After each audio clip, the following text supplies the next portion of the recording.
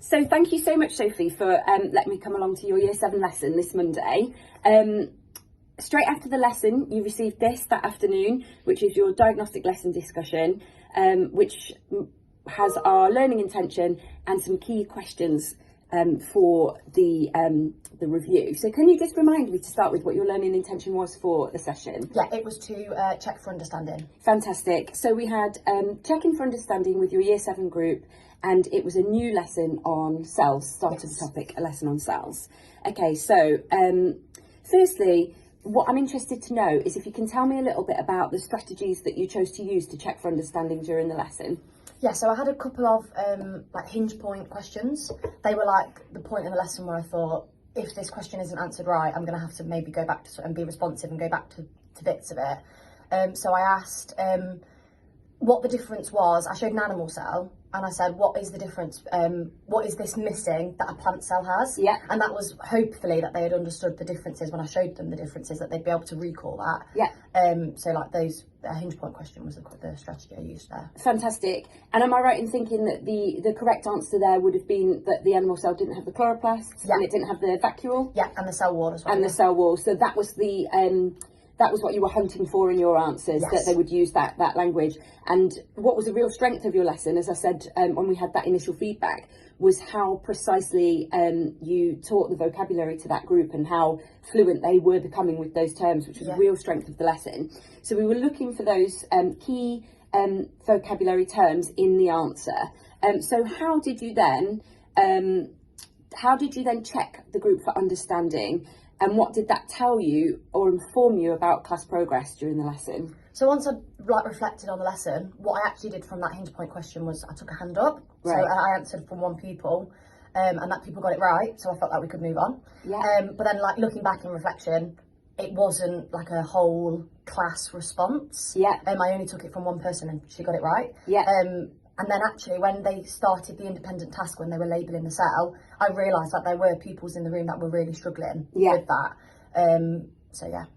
So just on that point then, you took Emma's hand for that answer, and she gave you the correct answer. She used the vocabulary that you'd explicitly taught in the lesson.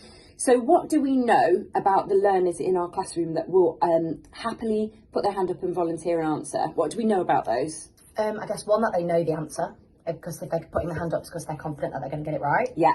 And then I've done a little bit of reading and thought about like the Matthew effect. Yeah. That those children get smarter. They do. So Emma's putting her hand up because she knows she's going to get it right. Her peers are going to like think highly of her for doing that. That's and right. She's going to get smarter from that as well, which at the expense of the other kids that didn't put their hands up. That's, yeah, exactly right. So when we take answers from children with their hands up, we can be at risk of increasing the attainment gap between students.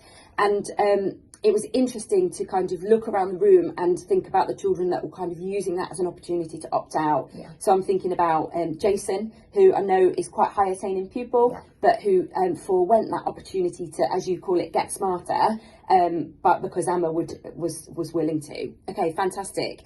So what did we need to do at that hinge point of the lesson? What we needed to take a broader view of understanding at that point in the lesson? I needed a response from everybody. I needed everybody to be able to tell me that they knew the differences between an animal and a plant cell. Fantastic. So I probably should have used mini whiteboards, because it's quick and it's easy and they can all show me. Or maybe like blind voting. Okay, like heads down, like hands up situations that they can't see who's choosing what. Could have done something like that, just to get a broader response rather than from one person. Fantastic. I totally agree.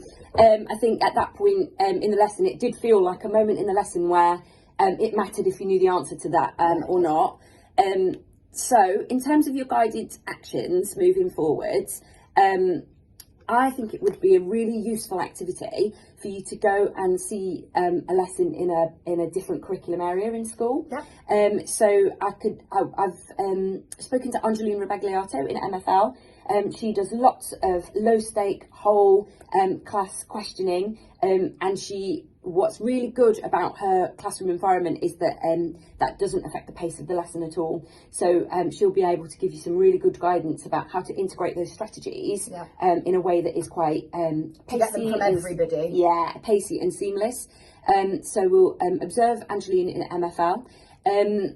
And then, as you've discussed, I'd like you to plan in and rehearse the use of the hands up, heads down voting. Yeah. So if we can integrate that into your next lesson with Year 7, Plan that in. It would be fantastic if you could let me have your lesson plan, and we can talk about how we can facilitate that new strategy with them in a way that you know, they have clarity around your expectations, around behaviour, so that we can give that its best chance of being successful.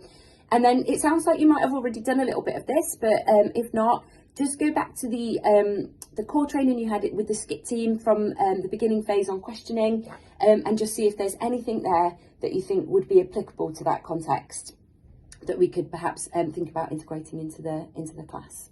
Okay, fantastic. So those guided actions are here on your DLD. So if you could make those priorities for your